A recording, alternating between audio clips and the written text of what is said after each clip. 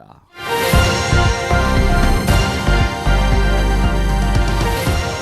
예, 매주 금요일은 여론조사 전문가 이은영 휴먼앤데이터 소장 모시고 한 주간 여론의 흐름 살펴보고 있죠. 소장님 어서 오세요. 네, 안녕하세요. 반갑습니다. 네. 금요일은 소장님을 만나서 더욱 즐거운 날입니다. 감사합니다. 두 분도 물론 만나서 즐거워요. 너무 그렇게 계시지 마시고. 최수영 메시지 컨설턴트, 박진영 대구 가톨릭대 특임 교수 함께합니다. 어서 오십시오. 안녕하십니까. 네, 안녕하세요. 네. 자, 이번 주 여론조사 먼저 대선 후보들 지지도 봐야 될 텐데 궁금한 게 아무래도 이번 주 뉴스를 쭉 보면 네. 이재명 후보가 그야말로 이제 쇄신 작업 들어가면서 쇄신의 급물살 타고 있고 또 뭐 머리도 염색하고 엎드려서 절하고 사과하고 사죄하고 반면에 국민의힘 윤석열 후보는 김종인 위원장 그 오내 만에 하면서 계속 뭐 보여준 게 없어가지고 이번 주는 어떻게 바뀌었을까 궁금한데 소장님 혹시 이런 게 좀 조사에 반영이 됐습니까? 네, 이번 주 조사 좀 그런 것들이 반영된 것 같고요. 큰 틀에서 보면은 이번 주에 나온 조사들이 한 이제 좀 유의미 있게 봐야 될 것들이 한 5-6가지인데 예. 이제 혼조세라고 저는 좀 정리를 혼조세. 하고 싶어요. 예. 그래서 오늘 일단은 그 MBS 조사, 전국 지표 조사 가지고 얘기를 먼저 시작해 볼 건데. 그러시죠. 네, 11월 22일, 23일, 24일 3일 조사했고요. 여기는 가상번호, 그 휴대폰 전화번호 100%로 조사를 합니다. 전화 면접 조사고요. 응답률은 29.6%. 자세한 사항은 중앙선거 여론조사 심의위원회 홈페이지를 참조하시면 되겠습니다. 예. 일단은 그 윤석열 후보가 35%, 이재명 후보가 32%에서 윤석열 후보는 지난주 대비 1%포인트 하락을 했고 이재명 후보는 3%포인트 하락을 했어요. 근데 이제 지금 여기 조사 말고 다른 거랑 좀 이렇게 전체적으로 비교를 해보면 또 이재명 후보가 상승한 것도 있고 예. 이런 상황이어서 지금 이제 선대위를 이제 쇄신하는 과정과 관련해서 여러 가지 여론들이 좀 이 조사 결과에 반영이 된 것이 아닌가 싶습니다. 예.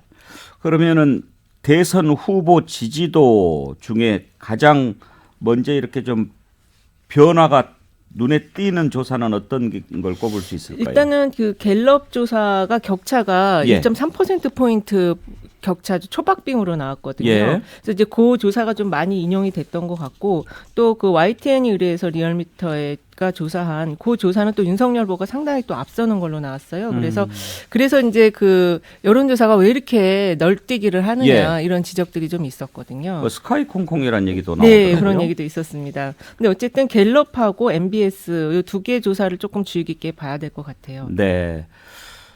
여론조사 기관마다 이렇게 달라가지고 되겠느냐 항상 지적하는데 개선 방안이 없을까요? 이게 이제 제가 보기에는 이 학계에서 요 검증단을 좀 구성할 필요가 예. 있습니다. 그래서 이제 요 조사 결과에 대해서 어떤 차이점들이 있고 특징이 뭔지를 좀 이렇게 매주 지금 저희 하는 것처럼 좀 리뷰를 해줄 필요가 있는 것 같아요. 예. 이번 주 조사 나온 것들 제가 5개를 좀 보면은 대체로 그 격차가 한 1.3%포인트에서 7%포인트까지 차이가 났었거든요. 네. 그러면은 이제 시민들이나 유권자들이 볼 때 도대체 어느 게 맞는 거냐. 어떤 거는 이재명 후보가 상승하고 어떤 건 또 하락하고 이러니까 좀 헷갈리실 것 같아요. 많이 헷갈립니다. 네. 그러면 소장님 보시기에 전체적으로는 이재명 후보가 추격하고 있다 이렇게 볼 수 있습니까? 네, 추격에 이제 그 고삐를 잡아챈 것 같고요. 예. 윤석열 후보 같은 경우는 지금 좀 지난주에 조정에 들어간 것 같다 했는데 조금 하락세가 눈에 띄는 것 같아요. 그러니까요. 네. 그리고 그 이재명 후보와 관련해서 지난주에 여론의 가장 큰 특징은 중도층이 상당히 흔들리는 그런 좀 흐름을 보였다라고 정리할 수 있을 것 같은데 그중에서 이제 30대라든지 경기에서 이재명 후보를 조금 지지하는 흐름으로 돌아섰다. 이렇게 보이는데 그래도 지금 나온 전체적인 조사들의 큰 흐름은 윤석열 후보가 앞서고 이재명 후보가 뒤를 따라가는 그런 모양새입니다. 예.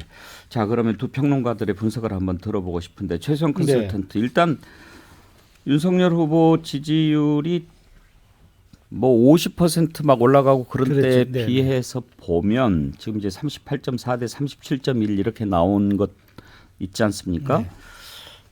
거의 이제 컨벤션 효과는 끝났다. 네. 이렇게 볼 수 있을까요? 그렇죠. 뭐 이미 컨벤션 효과는 지난주에 끝났고 사실은 한 벌써 2주 가까이 이제 김종인 위원장과의 저 갈등 문제가 윤석열 후보의 아마 리더십 측면에 상당한 의문을 제기했던 것 같고 또 하나는 윤석열 후보 측의 저런 행동들이 실제 뭐 선거가 끝나서 마치 인수위를 구성하는 듯한 권력 이제 이른바 자리 나눠 먹기 쟁탈전으로 국민 눈에 비치거든요. 사실 정치를 업으로 삼거나 그 근처에서 이렇게 평론하는 저희들 눈에는 그런 것들이 어떤 일상적인 흐름으로 뭐 권력 내부의 모습으로 비춰질 수 있지만 국민들 눈에는 그것이 전혀 자기의 삶과는 무관한 일들이거든요. 저는 거기에 대해서 내 얘기를 좀 해줘야 하는데 전혀 국민들 얘기가 반영되지 않고 있잖아요. 그렇다면 괴리감을 느낄 수밖에 없겠죠. 그러니까 한쪽은 반성하고 한쪽은 아직도 갈등이 지속된다면 그것이 고스란히 국민들이 여론조사에 물을 때, 그러니까 사실 그렇잖아요. 여론조사라는 게 어떤 디테일을 보는 클로즈업이 아니라 전체 흐름과 윤곽을 보는 와이드샷에 가깝다고 놓고 본다면 사람들이 거칠게 저는 그렇게 반응하는 게 상당히 당연한 그런 결과가 아닌가 그런 생각이 듭니다. 예.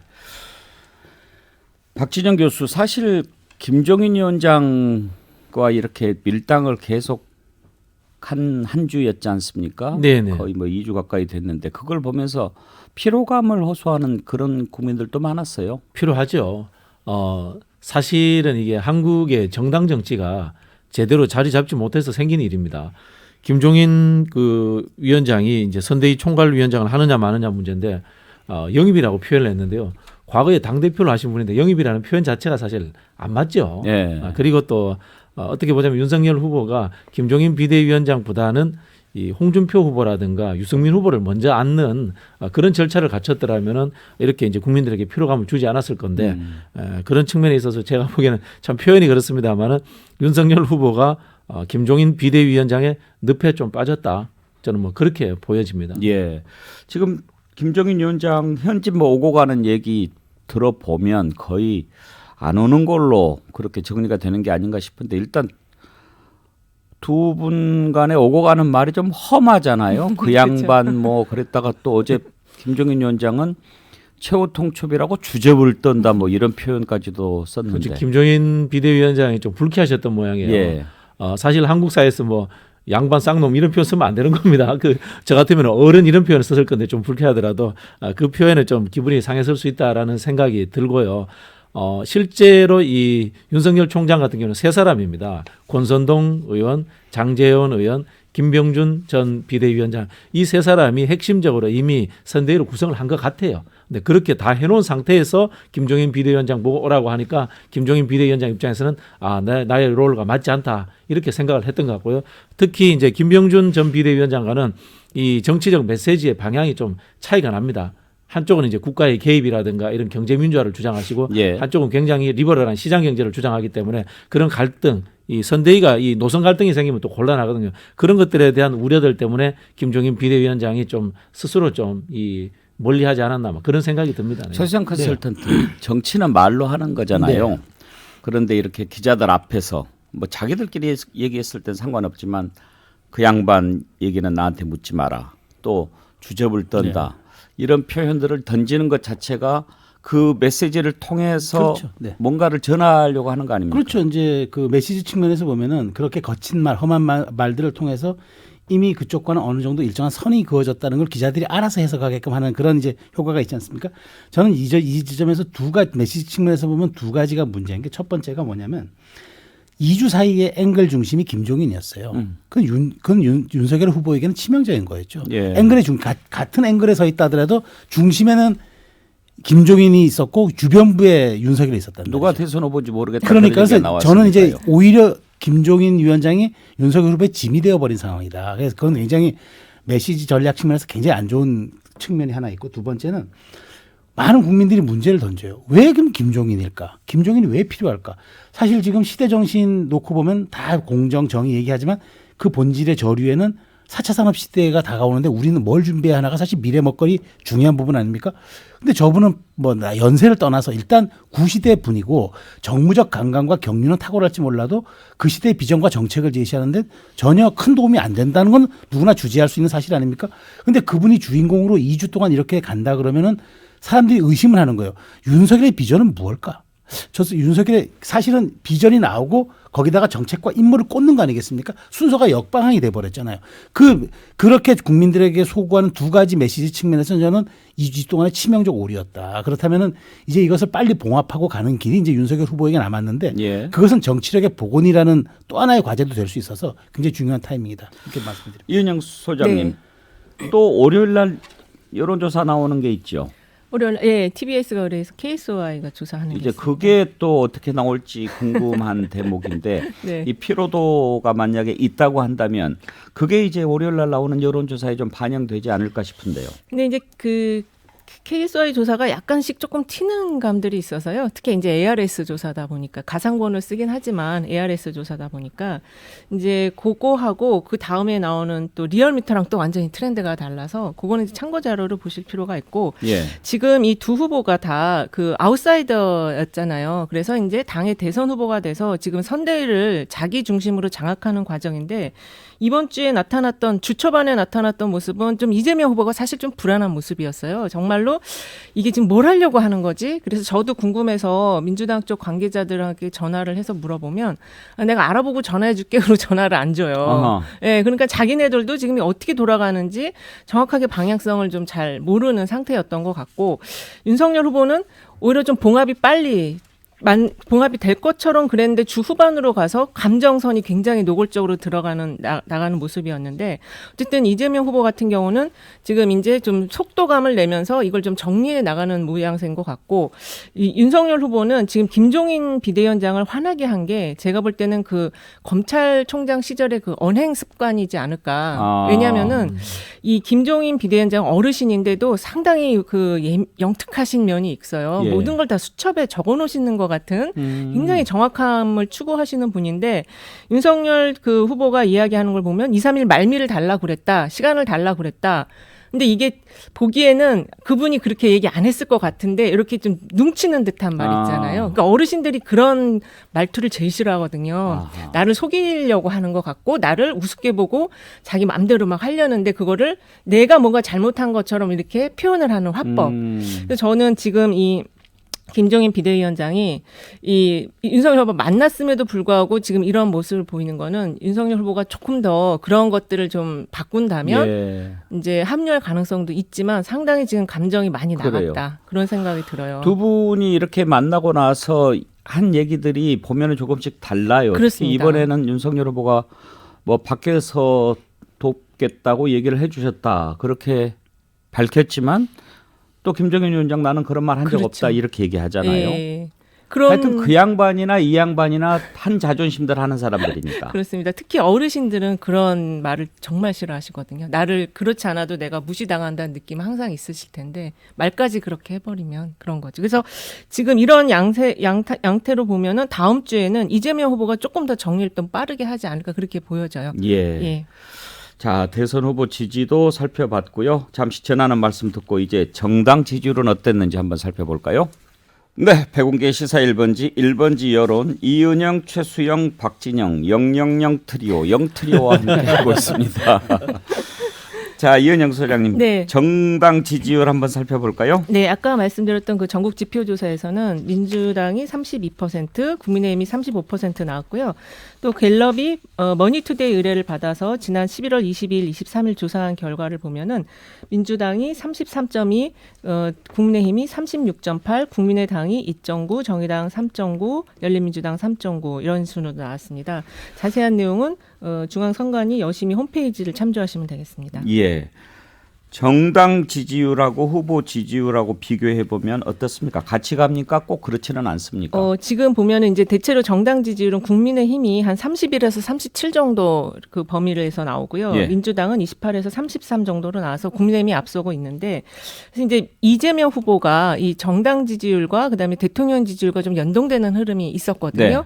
그리고 그 전에는 이 정당 지지율보다 조금 낮은 흐름도 보였었는데 이번 주 와서 이렇게 이렇게 자료들을 쭉 보니까 정당 지지율을 이제 넘어서는 흐름을 보이고 있어요. 그래서 이거는 이제 어떤 걸 의미하냐면 그 정당 지지층의 결집, 이 지난주 특징이 이제 각 당의 정당 지지층이 다 결집하는 그런 여론조사 흐름이었는데 이번 주 걸 보면 이제 이재명 후보가 여기에 플러스 알파 자기의 어떤 그 경쟁력을 조금씩 강화시키면서 그걸 뛰어넘어가고 있다. 이렇게 좀 볼 수 있을 것 같습니다. 윤석열 후보는 사실 정당 지지율보다 상당히 지금 높은 예. 수준을 유지하고 있는데 아마 이제 윤석열 후보는 반문이라든지 정권 교체 의향 이런 이제 중도 표심까지 다 여기에 지금 있어서 높은 흐름을 유지하고는 있지만 윤석열 후보 특징이 지난번에 말씀드린 것처럼 좀 등락이 있어서 이제 특히 그리고 지금처럼 선대위가 이게 저기 정리가 안 되고 계속 나가면 여기 또 하락 추세로 갈 수도 있거든요. 당 지지율보다 낮아지면 상당히 또 문제가 될 수 있을 것 같습니다.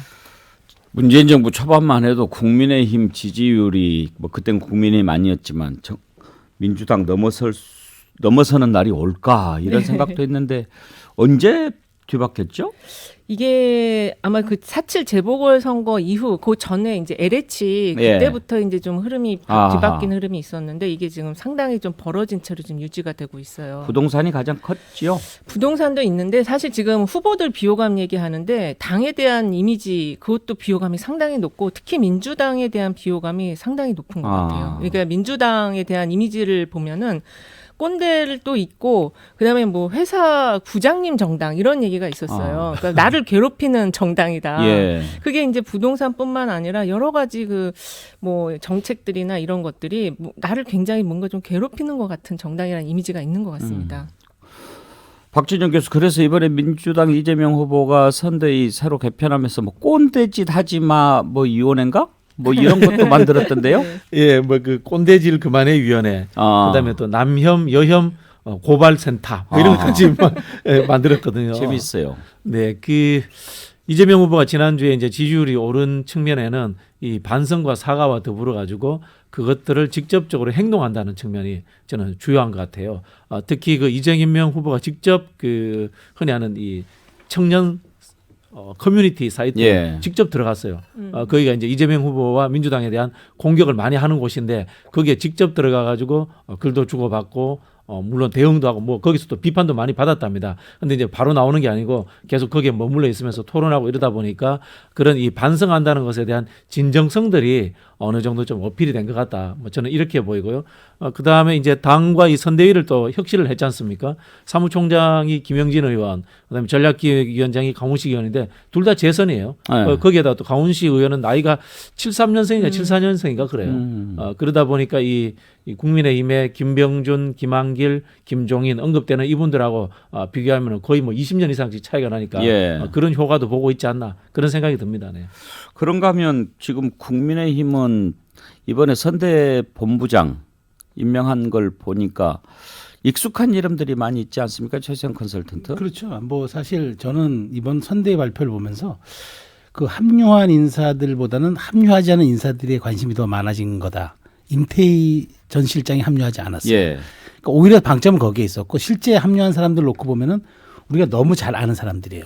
사실 뭐 이른바 삼김이라 그랬는데 이제 김종인 위원장 빠졌지만 김병준, 김한길만 하더라도 반문 빅텐트라는 큰 차원에서는 이해가 되지만 사실 지나간 인물들 아닙니까? 게다가 이번에 그 본부장들 쭉 인선한 거 보면 예. 뭐 이준석 대표와 뭐 그다음에 뭐 그 원희룡 예. 본부장 빼면 뭐 김성태, 뭐 김성태, 주호영, 김진태 뭐 다 좀 의외더라고요. 사실 그래서 이렇다면은 이제 뭐 그 윤석열 후보가 얘기했던 이른바 빅플레이트 큰 접시론에는 부합할지 몰라도 예.